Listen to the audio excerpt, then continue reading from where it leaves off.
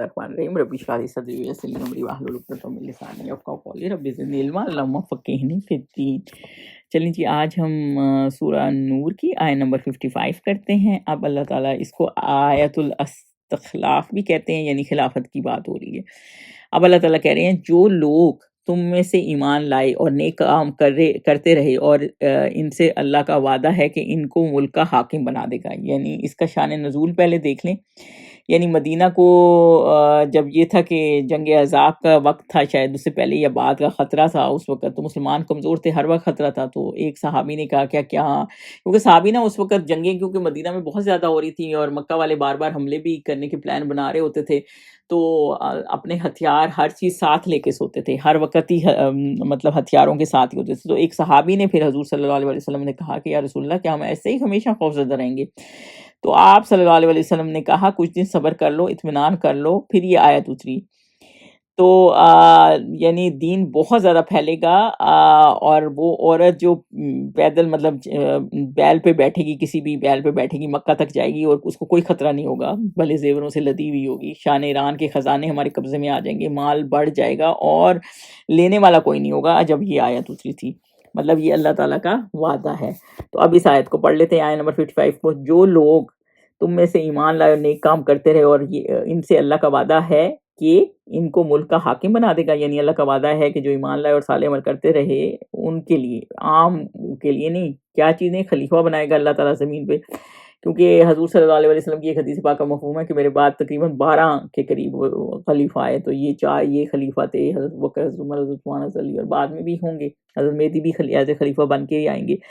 تو لوگ جیسے اللہ تعالیٰ نے پورا زمین کا حاکم بنا دے گا، خلیفہ بنا دے گا، یعنی غلبہ دے دے گا، جیسے حضرت داؤد کو دیا، سلیمان کو دیا، طالوت کو دیا۔ تو اور ایک حدیث پاک کا مفہوم یہ ہے کہ یہ میرا دین ہر کچے پکے مکان میں انٹر ہو کے رہے گا، یعنی دین غالب آ کے رہے گا۔ آج الٹ ہو رہا ہے کہ کہیں دین نہیں ہے، جن کے پاس دین ہے ان کے پاس بھی صحیح نہیں ہے، لیکن ایک ٹائم آئے گا کہ یہ ہر جگہ داخل ہو جائے گا۔ دوسرا اللہ تعالیٰ نے کیا کہا ہے کہ آپ کو اللہ کا وعدہ کیا ہے کہ آپ کو حاکم بنا دے گا، لوگوں کو حاکم بنایا تھا، ملک کا حاکم بنا دے گا، جیسے ان سے پہلے لوگوں کو حاکم بنایا تھا، جیسے حضرت داؤد کو، حضرت سلیمان کو۔ تو اس طرح، اور ان کے دین کو جسے اس نے ان کے لیے پسند کیا ہے مستحکم و پائیدار کر دے گا، یعنی دین اسلام کو اسٹیبلش کر دے گا اور اسٹیبل کر دے گا، یعنی خطرہ ختم ہو جائے گا جو یہ ہر وقت لوڈڈ رہتے ہیں، اور خوف کے بعد ان کو امن بخشے گا۔ یعنی اب جیسے خوف ہے جنگوں کا، ہر وقت ڈر تھا کہ وہ حملہ نہ کر دیں، تو پھر امن آ جائے گا، جیسے فتح مکہ ہو گیا، تو پھر یہ چیزیں ساری ختم ہو گئیں۔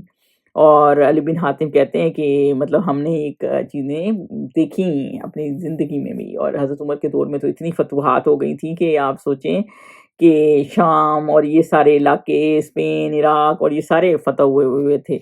اچھا، تو پھر اللہ تعالیٰ نے کیا کہا ہے، اور خوف کے بعد ان کو امن بخشے گا، اور وہ میری عبادت کریں گے اور میرے ساتھ کسی چیز کو شریک نہ بنائیں گے، اور جو اس کے بعد کفر کرے تو ایسے لوگ بدکردار ہیں۔ یعنی اتنا کچھ اللہ تعالیٰ نے جیسے حدیثیں دی ہیں سب پوری ہو گئی ہیں، اور اسلام پھیل گیا، اس کے بعد بھی کوئی کفر کرے اور نہ اللہ کے دین پر آئے، عبادت نہ کرے اور شرک کرے، تو پھر وہ اپنی غلط کاموں کا ذمہ دار خود ہی ہے۔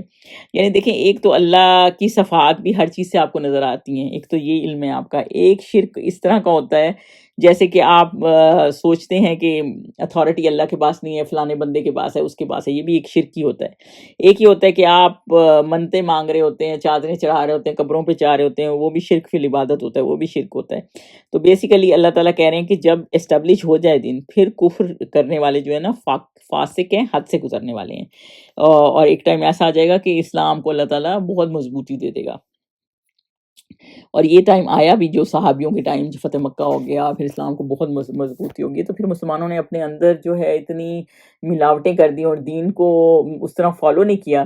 تو جب بھی دوبارہ مسلمان دین کو، قرآن کو پکڑیں گے نا، قرآن کو چھوڑ دیا، جب وہ قرآن اور حدیث کو پکڑ لیں گے نا تو پھر مضبوط ہو جائیں گے۔ آیت نمبر 56 پہ چلیں، اور نماز پڑھتے رہو اور زکوٰۃ دیتے رہو۔ اللہ تعالیٰ نے کہا ہے کہ 3 کام کرنے، ایک تو نماز قائم کرنی، نماز قائم کرنے واقیم الصلاۃ کا مطلب ہوتا ہے اس کی خشوع خضوع کے ساتھ، وضو کے ساتھ، طہارت کے ساتھ، ساری ریکوائرمنٹ کے ساتھ، فوکس کے ساتھ قائم کریں۔ اس کے بعد زکوٰۃ دیں، جو اللہ تعالیٰ نے پیسے دیے اس کے اللہ کی راہ میں دیں، اور پیغمبر اللہ کی یعنی رسول کے فرمان پر چلتے رہو۔ دیکھیں، اطاعت کرو رسول کی، اطیعوا الرسول، کتنی دفعہ آیا ہے یہ۔ تاکہ تم پر رحمت کی جائے، تاکہ تم پر رحمت کی جائے، یعنی حدیث کو جانیں، اس کو بھی فالو کریں، تو وہ بھی پڑھنا ہمارے لیے بہت ضروری ہے، بخاری کی کتابیں، مسلم کی حدیث، اور جو ہے تاکہ ہم پر رحم کیا جائے، تاکہ ہم دین کو صحیح طرح سے پراپر طریقے سے فالو کریں، کیونکہ بہت سی چیزیں آپ کو قرآن کی آیتیں سمجھ نہیں آ رہی ہوتی، پھر آپ حدیثوں کا ریفرنس لیتے ہیں تو وہ الحمدللہ آپ کو کلیئر ہو جاتی ہیں۔ 57 پہ چلیں، اور ایسا خیال نہ کرنا کہ تم پر کافر لوگ غالب آ جائیں گے، مطلب دین کو کوئی ہرا نہیں سکتا، ایسا نہیں ہو سکتا کہ کافر تم کو معجزین ہے نا، عاجز کر دیں گے، غالب آ جائیں گے۔ ان کا ٹھکانہ دوزخ ہے، اور وہ بہت برا ٹھکانہ ہے، یعنی جو ٹھکانہ ان کا آ گیا، اللہ کے وعدے پورے ہو کے رہیں گے، یعنی جو نیک لوگ ہوں گے اللہ تعالیٰ دین کو غالب کر کے رہے گا، اور تم نیک عمل کرو گے نا تو کوئی تمہیں اللہ ہرا نہیں سکتا، اور جو کافر ہیں ان کا ٹھکانہ دوزخ ہے۔ آگے چلیں جی، آگے ہے آپ گھر میں آنے جانے کی اجازت، استحزان کی آیات کہتے ہیں ان کو 58 سے، تو ان میں اللہ تعالیٰ مومنوں سے کیا فرما رہے ہیں، یا ایھا الذین آمنو، مومنوں سے کہا جا رہا ہے، حکم آ رہا ہے کہ تمہارے غلام، لونڈیاں اور جو بچے تم میں سے بلوغ کو نہیں پہنچے 3 دفعہ یعنی 3 اوقات میں تم سے اجازت لیا کریں، یعنی کہ اللہ تعالیٰ یہ بتا رہے ہیں کہ گھر میں جو، کیونکہ اس زمانے میں پردے ہوتے تھے اور اس طرح تو اجازت کا معاملہ تھا، تو اللہ تعالیٰ نے یہ بتایا ہے کہ کیونکہ کئی صحابی بھی چاہ رہے ہوتے تھے کہ کاش کوئی ایسی آیت آ جائے کہ یہ لاز پراپر ہو جائیں، تو اگر فالو کریں گے، کچھ لوگ کہتے ہیں یہ آیت منسوخ ہے، لیکن یہ آپ کو بتا دوں کہ اگر یہ ایسی آیات ہیں کہ ان کو فالو کریں گے تو ثواب ہے، مطلب کوئی ایسا فرض بھی نہیں ہے، لیکن اگر فالو کریں گے ان رول اور ریگولیشن کا ثواب بھی، اور آپ کے گھر میں برکت بھی آ جائے گی۔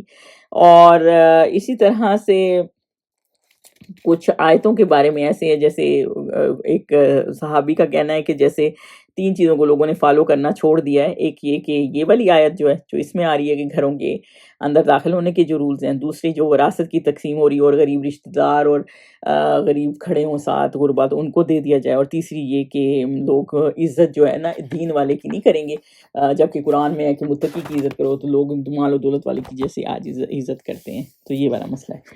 تو اس میں اللہ تعالیٰ کیا فرما رہے ہیں، آیا نمبر 57 پر، 58 میں سوری ہم کر رہے ہیں، کہ اب 3 چیزیں اللہ تعالیٰ نے بتا دی ہیں، کہ پہلے یہ کہ اجازت طلب کریں غلام لونڈی جو گھر میں نوکر ہیں، غلام ہیں وہ، اور وہ جو بچے بالغ ہیں نہیں ہیں، چھوٹے بچے، ان 3 وقت میں، تو کون سے 3 وقت ہیں سے اجازت کریں؟ ایک تو نماز صبح سے پہلے، یعنی کہ جب فجر سے پہلے، جب آپ فجر کی نماز سے پہلے، یعنی رات کا جو وقت ہوتا ہے، اور دوسرا گرمی کی دوپہر میں جب تم کپڑے چینج کر لیتے ہو، یعنی کہ جب دوپہر کو ذرا نیپ لینے کے لیے آپ آتے ہیں نا، تھوڑا کلولہ کا ٹائم ہوتا ہے، اور تیسرے عشاء کی نماز کے بعد، یعنی عشاء کے بعد وہ اجازت کے بغیر اندر نہ آئیں، یہ 3 وقت تمہارے پردے کے ہیں، ان کے آگے پیچھے یعنی دوسرے وقتوں میں نہ تم پر کچھ گناہ ہے اور نہ ان پر، یعنی آگے پیچھے باقی ٹائم یہ لوگ آ جا سکتے ہیں اجازت گھروں میں، لیکن یہ 3 وقت ایسے ہیں کہ وہ اجازت کے بغیر گھر کے اندر داخل نہیں ہو سکتے، تمہارے کمروں میں جیسے داخل نہیں ہو سکتے، نوک کر کے آئیں، کہ کام کاج کے لیے ایک دوسرے کے پاس آتے رہتے ہو، اس طرح اللہ اپنی آیتیں تم سے کھول کھول کر بیان فرماتا ہے، اور اللہ بڑا علم اور حکمت والا ہے، یعنی اللہ تعالیٰ علم اور حکمت والا ہے، تو یہ پرائیویسی کے 3 وقت ہیں جس میں تو اجازت بہت ضروری ہے، اس کے پہلے یا بعد میں کسی وقت بھی گناہ نہیں، جو مرضی آئے جائیں، اور اللہ ہی حکمت والا ہے، کیونکہ یہ نوکر بھی آتے جاتے ہیں کام کے لیے ہر وقت، تو یہ چیزیں ایسی ہیں جس میں اسپیشل اجازت لیں اور پھر اندر داخل ہوں، اور یہ 3 وقت دکھائے گئے ہیں، جب آپ کا آرام کا وقت ہو، فجر سے پہلے، عشاء، اور اس کے بعد صلاۃ عشاء کے بعد کا ٹائم۔ آگے نمبر 59 پہ چلیں، اور جب تمہارے لڑکے بالغ ہو جائیں، اب یہ ان کے لیے جو بالغ ہو گئے ہیں، بڑے ہو گئے ہیں، تو ان کو بھی اسی طرح اجازت لینی چاہیے جس طرح ان سے اگلے یعنی بڑے آدمی اجازت حاصل کرتے ہیں، یعنی ان کو جب بڑے ہو جائیں، جیسے ان سے بڑے اجازت حاصل کرتے ہیں، یعنی ہر وقت ہی اجازت چاہیے ان کو، تو جب بھی اجازت طلب کریں جیسے ان کے بڑے بوڑھے کرتے ہیں، یعنی کہ بڑے ہو جائیں تو پھر ہر ٹائم ہی اجازت، ہر وقت اجازت لیں، یعنی ہر اوقات میں اجازت لیں، وہ بچوں کے لیے ہے کہ بس اتنے ٹائم لیں، باقی بے شک آتے جاتے رہیں، یا ان لونڈیوں کا، غلاموں کا تھا۔ تو آیت کو دوبارہ دیکھ لیتے ہیں 59 میں، اور جب تمہارے لڑکے بالغ ہو جائیں تو ان کو بھی اسی طرح اجازت لینی چاہیے جس طرح ان سے اگلے یعنی بڑے آدمی اجازت حاصل کرتے رہے ہیں، اس طرح اللہ تم کو اپنی آیتیں کھول کھول کر سناتا ہے، اور اللہ جاننے والا اور حکمت والا ہے۔ اسی طرح اللہ تعالیٰ آیات بیان کرتے ہیں، اللہ علم والا، حکمت والا ہے۔ تو بیسیکلی یہی مسئلہ ہے نا کہ لوگ آتے تھے پھر جاتے نہیں تھے، یا بے وقت آ جاتے تھے، تو پھر اس طرح یہ اللہ تعالیٰ نے دی ہے کہ اجازت لے کے آئیں، اگر وہ کوئی آپ کو اجازت دیتا ہے تو پھر اندر آئیں، نہیں تو پھر آپ اندر نہ آئیں، تو یہ کہا گیا ہے۔ آیت نمبر 60 پہ چلیں، اور بڑی عمر کی عورتیں جن کہ وہ نکاح کی توقع نہیں رہی. اب وہ عورتیں جو پردے کے مطلب جو بوڑھی عورتیں ہیں جن کو کوئی شوق نہیں ہے نکاح کا یا کوئی توقع نہیں ہے، یعنی وہ نکاح کی عمر سے گزر رہی ہیں، لوگ ان کو دیکھتے نہیں ہیں اس نظر سے. ہوتا ہے نا جیسے آپ کی نانی دادیاں ہوتی ہیں، لوگ اس نظر سے نہیں دیکھ رہے ہوتے کہ نکاح کی کوئی معاملہ ہو. اس طرح کی عورتیں جو بڑی عمر کی عورتیں جن کے نکاح کی توقع نہیں رہی اور وہ کپڑے اتار کر سر ننگا کر لیا کریں. کپڑے اتار کا مطلب ہے کپڑے چینج کر کے، یعنی عبایا اتار سکتی ہیں، اوپر جلباب ہے نا جیسے، تو وہ آپ اتار سکتی ہیں، ایزی ہو کے بیٹھ سکتی ہیں. دوپٹہ آپ نے نہیں کھول کے کیا ہوا تو کوئی اتنا مسئلہ نہیں ہے، تو کپڑا چینج کر کے سر ننگا کر لیا کریں، یعنی بال نظر آ رہے ہیں تو کوئی مسئلہ نہیں ہے. تو ان پر کچھ گناہ نہیں، بشرطیہ کہ اپنی زینت کی چیزیں نہ ظاہر کریں. مطلب یہ ان پر کوئی گناہ نہیں، مطلب شرط یہ کہ یہ دکھانے والی نہ ہو کہ میں اپنی زینت کی چیزیں ظاہر نہ کریں، اس وجہ سے نہیں. بس وہ بوڑھے جیسے بیٹھے ہوتے ہیں تو کوئی پرواہ نہیں، کہیں دوپٹہ ہے کوئی فکر نہیں ان کو، تو وہ اتنا خیال کر بھی نہیں سکتے اپنا خود. تو اگر ادھر ادھر ہو بھی جاتے ہیں کپڑے تو کوئی اتنا مسئلہ نہیں ہے. تو بشرطیہ کہ زینت کی چیزیں نہ ظاہر کریں اور اس سے بھی بچیں تو یہ ان کے حق میں بہتر ہے، اور اللہ سننا اور جاننے والے. اور اگر خیال کریں تو بہتر ہے. تو اس وجہ سے کہ اگر چادر نہ اتاریں تو یہ افضل ہے، یعنی یہ افضل معاملہ ہے. تو اللہ سب جاننے والا اور علم رکھنے والا ہے. تو اللہ جانتا ہے کہ آپ نے کس طرح آپ کپڑے اپنی زینت دکھانے کے لیے کر رہی ہیں، یا آپ مطلب بوڑھی ہیں اور آپ کو اب اس چیز کا کوئی وہ نہیں ہے، کوئی شوق نہیں ہے. تو یہ اللہ تعالیٰ سب جانتا ہے. اس لیے یہ اللہ تعالیٰ کے جب نام آتے ہیں نا سمیع علیم، تو وہ دیکھا کریں کہ کس ٹیکس میں آ رہے ہوتے ہیں کہ اللہ سننے والا بھی ہے اور علم رکھنے والا بھی. اللہ جانتا ہے کہ آپ کس نیچر میں کر رہے ہیں. تو اس لیے اللہ تعالیٰ نے بوڑھی عورتوں کو ادھر تھوڑی ریلیکس بھی کر دیے.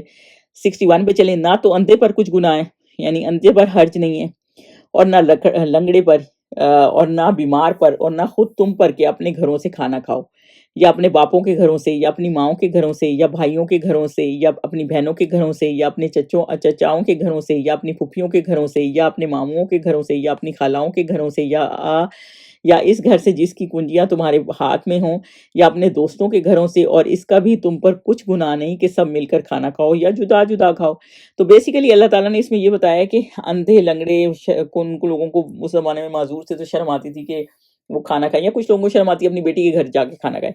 تو یہاں اللہ تعالیٰ نے کہا ہے کہ وہ ان کے ہی گھر ہیں، بچوں کے گھر بھی آپ کے ہی گھر ہیں.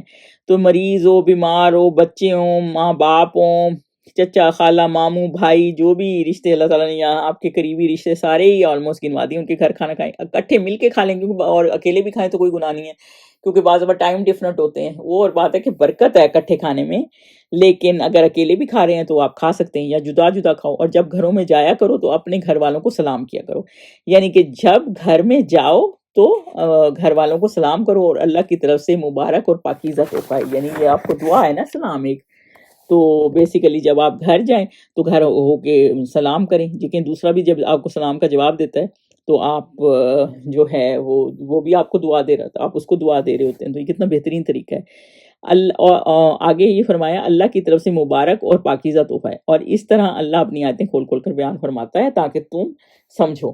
تو بیسیکلی یہ سلام ایک دعائیں ایکسچینج کرنے کا طریقہ ہے، اور یہ مبارک ہی تحفہ ہے اللہ تعالیٰ کی طرف سے. اور اللہ آیات بتاتا ہے تاکہ تم عقل رکھو، لعلکم تعقلون، عقل رکھو، اس کو سمجھو. تو جو حدیث پاک ہے جو اسلام میں پہل کرتا ہے اس میں تکبر نہیں ہوتا. تو اس لیے ہمیشہ نا اسلام میں کوشش کیا کریں کہ پہل کریں. تو یہ اللہ تعالیٰ نے کتنا بہترین طریقہ بتایا ہے کہ فرشتے بھی جب آگے جاتے تھے، حضور صلی اللہ علیہ وسلم معراج پہ بھی گئے تھے تو ہمیشہ سلام کرتے تھے. نبیوں کا یہ طریقہ سلام کا ہمیشہ ہی رہا ہے. تو یہ سلام ایک بہت اچھی دعا بھی ہے. آیا نمبر 62 پہ چلیں. مومن تو وہ ہیں جو اللہ پر اور اس کے رسول پر ایمان لائے. اب اللہ تعالیٰ یہ بتا رہے ہیں کہ دین میں مومنوں کے جو مومن لوگ ہیں ان میں دین میں کتنا ڈسپلن. وہ کون ہیں؟ جو اللہ اور اللہ کے رسول پر ایمان رکھتے ہیں. آگے کیا ہے؟ اور جب کبھی ایسے کام کے لیے جو جمع ہو کر کرنے کا ہو، پیغمبر اللہ کے پاس جمع ہوں تو ان سے اجازت دیے بغیر چلے نہیں جاتے. یعنی جب اللہ کا کام کر رہے ہوتے ہیں نا تو پھر کہیں جانا ہے، جیسے سورہ خندق میں وہ خندق کھود رہے تھے تو کسی کو کہیں جانا ہے تو اجازت دیے بغیر نہیں جاتے، کیونکہ بعض دفعہ آپ اتنے اسکلڈ ہوتے ہیں اور آپ کو ہی وہ کام ہوتا ہے تو آپ ایسے ہی اٹھ کے چلے جائیں تو پھر پیچھے وہ کام کون کرے گا؟ تو اگر ابھی بھی کوئی لیڈ کر رہا ہے، کوئی دین کا کام کر رہا ہے، اللہ کا کام کر رہا ہے، آپ ایسے ہی چلے جائیں یا بہانے کر دیں کہ میں نے وہاں جانا ہے، میں تھک گیا ہوں، میں نہیں آ کر سکتا، یا میں اب مسجد نہیں جانا، بغیر وجہ نکل جائیں، تو مطلب یہ کہ وہ ایسے ہی نہیں چلے جاتے. اللہ کا کام کر رہے ہوتے ہیں اور جمع ہوتے ہیں نا تو بغیر اجازت لیڈر کے نہیں جاتے. تو اب پھر دوبارہ اس کو پڑھ لیتے ہیں. مومن تو وہ ہیں جو اللہ پر اور اس کے رسول پر ایمان لائے، اور جب کبھی ایسے کام کے لیے جو جمع ہو کر کرنے کے ہوں، پیغمبر اللہ کے پاس جمع ہوں تو ان سے اجازت لیے بغیر چلے نہیں جاتے. اے پیغمبر جو لوگ تم سے اجازت حاصل کرتے ہیں وہی اللہ پر اور اس کے رسول پر ایمان رکھتے ہیں. تو بیسیکلی اللہ تعالیٰ یہ کہہ رہے ہیں کہ جو طلب کر رہے ہیں اور ان کو کوئی کام ہے یا واقعی کوئی ہے تو وہ اللہ اور اللہ پر ایمان رکھتے ہیں. سو جب یہ لوگ تم سے کسی کام کے لیے اجازت مانگا کریں تو ان میں سے جسے چاہا کرو اجازت دے دیا کرو اور ان کے لیے اللہ سے بخشش مانگا کرو. کچھ شک نہیں کہ اللہ بخشنے والا مہربان ہے. یعنی کہ جو وہ ایمان رکھنے والے اگر کوئی اجازت مانگے تو اگر آپ کو لگے کہ اجازت دینی چاہیے تو دے دیں, اگر لگے کہ نہیں ابھی اس کا کام ہے تو بے شک آپ نہ دیں, یہ آپ کے اوپر ہے. تو کیونکہ منافقین تو چھپ چھپ کے چلے جاتے تھے نا, تو کیونکہ جو بھی کام نہیں کرنا ہوتا تھا ایسا سے نیچے سے نکل گئے. تو اور اللہ سے بخشش مانگیں کیوں کہا گیا؟ اس لیے کہ مجبوری سے گئے ہیں یا غلطی سے چلے گئے ہیں یا جانا نہیں تھا ان کو, کچھ دل میں کوئی اور خیال تھا, تو پھر یہ کہ اللہ سے بخشش مانگیں. کیونکہ دیکھیں دین کا کام چھوڑ دیا آپ نے, مجبوری میں بھی گئے تو وہ کام تو چھوڑ دیا نا, وہ نیکی کا کام چھوٹ گیا, تو اس لیے ان سے بخشش مانگیں. تو نیکی میں پیچھے رہ گئے جیسے, تو اس لیے اللہ تعالیٰ نے کہا, اور اللہ تعالیٰ معاف کرنے والا اور رحم کرنے والا ہے. تو جو دین کا کام ہوتا ہے اس میں بہانے کر کر کے پیچھے سے نہیں کرتے. جب کوئی جمع ہوتے ہیں اللہ کے کام کے لیے تو پھر جو لیڈ کر رہا ہے اسے پوچھ کے جائیں, بتائیں کہ آپ اب یہ کام نہیں کر سکتے, تاکہ وہ کسی اور کو اسائن کرے. یہ نہیں آپ بھی چلے گئے اور کام ہی رہ گیا. تو یہ نا بہت رسپانسبلٹی کا کام ہوتا ہے, اور رسپانسبلٹی کو سمجھیں. 63 پہ چلے, مومنوں پیغمبر کے بلانے کو ایسا خیال نہ کرنا جیسا تم آپس میں ایک دوسرے کو بلاتے ہو. یعنی آپس میں ایک دوسرے کو جیسے بلاتے ہیں کسی بھی نام سے, بعض وقت لوگوں کے نک نیم بھی ہوتے ہیں, تو رسول صلی اللہ علیہ وسلم کو آپ اس طرح نہیں بلا سکتے. یا تو یا رسول اللہ کہیں یا مطلب بہت عزت سے پیش آئیں. تو مومنوں پیغمبر کو بلانے کو ایسا خیال نہ کرنا جیسا تم آپس میں ایک دوسرے کو بلاتے ہو. بے شک اللہ کو یہ لوگ معلوم ہیں جو تم میں سے آنکھ بچا کر چل دیتے ہیں. تو جو لوگ ان کے حکم کی مخالفت کرتے ہیں ان کو ڈرنا چاہیے کہ ایسا نہ ہو کہ ان پر کوئی آفت پڑ جائے یا تکلیف دینے والا عذاب نازل ہو. تو بیسیکلی یہ کہ رسول صلی اللہ علیہ وسلم کام کے لیے بلاتے ہیں, ایسا نہ سمجھو جیسے ایک دوسرے کو بلا لیتے ہیں نا, ان کو بلانا ایسا نہیں ہے, ان کا بلانا اسپیشل ہے. اور دعا کو اس طریقے سے, یا پھر اس کو اس طرح بھی کہا جا سکتا ہے کہ دعا کو اس طرح نہ پکارو جیسے ایک دوسرے کو پکارتے ہو نام سے, یعنی دوستی میں, یا اس طرح نہ پکارو. آپ صلی اللہ علیہ وسلم کو بھی اس طرح نہ پکاریں, دو طریقے سے پکاریں. جیسے ہم ماں باپ کا نام نہیں لیتے نا, تو حضور صلی اللہ علیہ وسلم کا نام کیوں لیں گے؟ تو پہلا تو پوائنٹ اس میں یہ ہے کہ اللہ کو یہ معلوم ہے کہ جو لوگ ایمان لائے ہیں تو اس طرح نہ پکاریں کہ جیسے آپس میں جیسے تم آپس میں ایک دوسرے کو پکارتے ہیں. اور اللہ کو اچھی طرح پتہ ہے کہ جب تم نکل جاتے ہو کام کے وقت, لوگ سمجھتے ہیں کہ یہ اس کا کام ہے وہ کرے, تو اللہ کو اچھی طرح پتہ ہے کہ اللہ کو معلوم ہے کہ تم آنکھ بچا کر جب چل دیتے ہو کہ کس طرح تم نکلے ہو. تو ڈریں جو رسول اللہ اور رسول کے حکم کی مخالفت کرتے ہیں, جو ان کی کہنا نہیں مانتے, کوئی فتنہ یا عذاب نہ آ جائے. یعنی دین کا کام تھا اور آپ صلی اللہ علیہ وسلم کا کوئی پرسنل کام نہیں ہے, اللہ کا کام تھا, تو آپ نے اجر بھی ضائع کیا. منافقوں کا کام تھا نا, نکل جاتے تھے, جیسے احد کے مقام پہ وہ عبداللہ بن ابی 300 بندے لے کے واپس چلا گیا. تو اللہ تعالیٰ کو پتہ ہے کہ تم جب نکل جاتے ہو, اور جو ایمان لاتے ہیں وہ اس طرح کی حرکتیں نہیں کرتے. تو اس چیز سے ڈریں, یہ نہ ہو کہ کوئی عذاب آ جائے. جب اللہ کا کام آپ کوئی ذمہ داری لیتے ہیں تو اس کو پوری طرح کریں. تو بیسیکلی آیت نمبر 63 کو دوبارہ پڑھ دیتی ہوں. یعنی مومنوں پیغمبر کے بلانے کو ایسا خیال نہ کرنا جیسے تم آپس میں ایک دوسرے کو بلاتے ہو. یعنی ایسے نہ سمجھو جیسے ایک دوسرے کو کال کرتے ہو اور مذاق اڑاتے ہو یا نام بلا دیتے ہو. تو حضور صلی اللہ علیہ وسلم کی رسپیکٹ کے بارے میں بے شک اللہ کو یہ معلوم ہے جو تم میں سے آنکھ بچا کر چل دیتے ہیں. یعنی جب کام ہو رہے ہوتے ہیں تو جو لوگ ان کے حکم کی مخالفت کرتے ہیں ان کو ڈرنا چاہیے کہ ایسا نہ ہو کہ ان پر کوئی آفت پڑ جائے یا تکلیف دینے والے عذاب نازل ہو جائے. یعنی کہ اللہ کو اچھی طرح پتہ ہے کہ جب تم نکلتے ہو تو ایسے ہی نہ نکل جاؤ.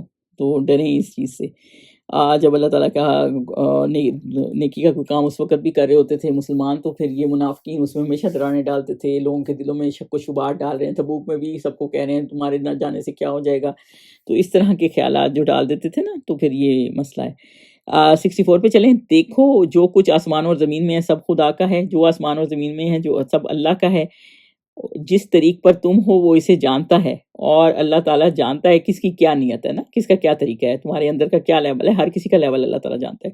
اور جس روز لوگ اس کی طرف لوٹائے جائیں گے, یعنی جب واپس اللہ تعالیٰ کی طرف جائیں گے, ڈے آف ججمنٹ ہوگا, تو جو لوگ عمل کرتے رہے وہ ان کو بتا دے گا. جو بھی انہوں نے کیا ہے نا, لوگوں نے, ہر چیز کا جاننے والا اللہ ہے, وہ ان کو بتا دے گا. اور اللہ ہر چیز پر قادر ہے. اللہ اس چیز کی قدرت رکھتا ہے کہ ہر چیز کا وہ بتا دے. یعنی اللہ تعالیٰ ہر چیز کا جاننے والا ہے. تو یہ جو اب اللہ تعالیٰ کہتا ہے نا کتابیں دے گا، ہر چیز کا لکھا ہوا ہوگا، ہر چیز کا بتا دے گا. اب آپ خود سوچیں آج کی سائنس کے دور میں وہ کہتے ہیں نا نینو چپ لگا دیں گے تو انسان جو جو کرتا رہا ہے وہ نوٹ ہوتا رہے گا. تو یہ کوئی اب جاننا کوئی مشکل بات نہیں کہ کس طرح ہوگا. تو بیسیکلی یہ صورت بہت پیاری ہے اور اس میں رولز اینڈ ریگولیشن بھی ہیں جو ہم نے فالو کرنے ہیں. اور دوسرا یہ کہ اس میں بہت دفعہ ہے کہ اللہ اور اللہ کے رسول کی اطاعت کریں اور کوئی نیکی کا کام کر رہے ہوں تو پھر اس میں پورے دل کے ساتھ کام کریں اور ڈسپلن قائم کریں. سبحانک اللہم و بحمدک اشہد ان لا الہ الا انت استغفرک و اتوب الیک.